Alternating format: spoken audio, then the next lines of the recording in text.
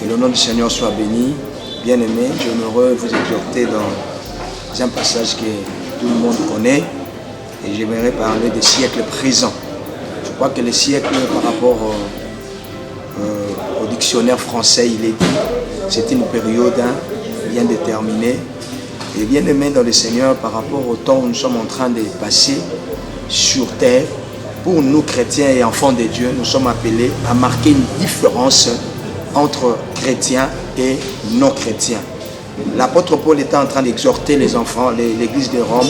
Il disait, je vous exhorte donc aux frères, par la compassion de Dieu, offrir vos corps comme un sacrifice vivant, saint, agréable à Dieu, ce qui sera de votre part un culte raisonnable.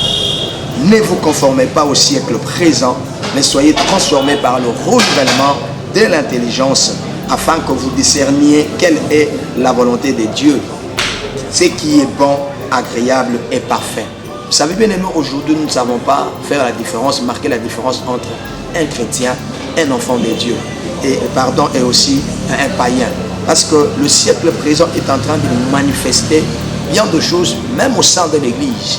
Et c'est comme ça que l'apôtre Paul continue à parler aux chrétiens de Rome, dans les chapitres 2, à partir du verset 24.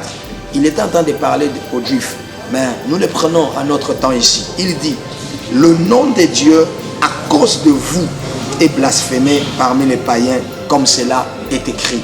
Là, l'apôtre Paul est en train de parler aux Juifs, et qui s'est frappé la poitrine pour dire, nous avons la loi, nous connaissons Dieu, mais à la fin de toutes choses, ils sont en train de blasphémer le nom de Jésus. C'est ce qui se passe aujourd'hui. Nous ne savons pas faire la différence, marquer la différence entre les véritables chrétiens.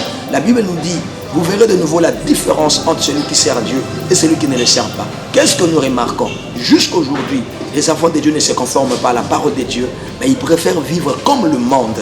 Mais l'apôtre Paul nous dit, c'est Dieu qui est en train de nous appeler à dire, ne nous conformons pas au siècle présent, mais plutôt nous soyons transformés par le renouvellement de l'intelligence. Le Saint-Esprit en nous est celui qui marque la différence. Le Saint-Esprit en nous est celui qui sème les changements, celui qui amène les changements des comportements, des caractères, et il fait à ce que nous puissions manifester les bons comportements et les bonnes attitudes. Voilà pourquoi dans Galates, l'apôtre Paul continue à dire que les désirs de la chair sont contraires à ceux de l'esprit, et les désirs de l'esprit en ont des contraires à ceux de la chair.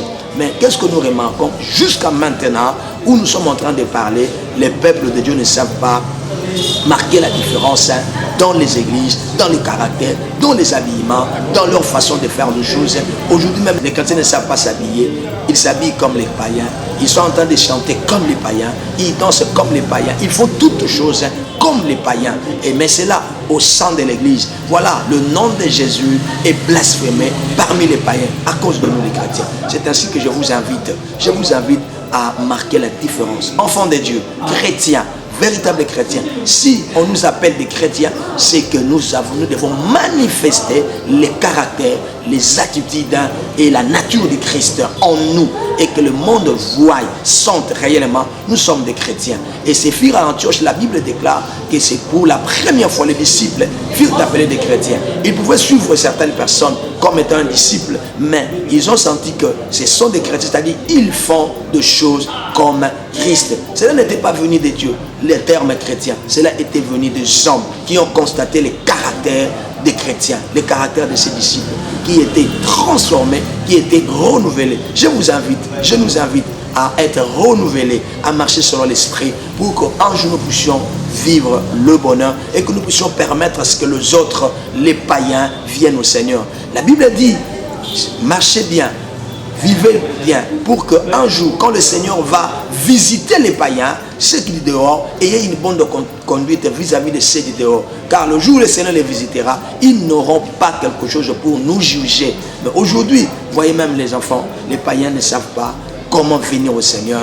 Et je nous invite, bien aimés dans le Seigneur, à ne pas se conformer au siècle présent. Et particulièrement, surtout avec les réseaux sociaux, nous sommes en train de voir bien de choses avec les enfants de Dieu. Ils ne savent pas bien canaliser leurs sentiments, leurs émotions. Or, la Bible nous dit, dans les livres des Hébreux, nous devons, la parole de Dieu est celle qui sépare les moelles, les jointures et les sentiments ainsi que les émotions.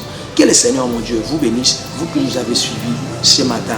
Transformez-vous, soyez changés et vivez un bon chrétien, le Seigneur vous bénira. Amen.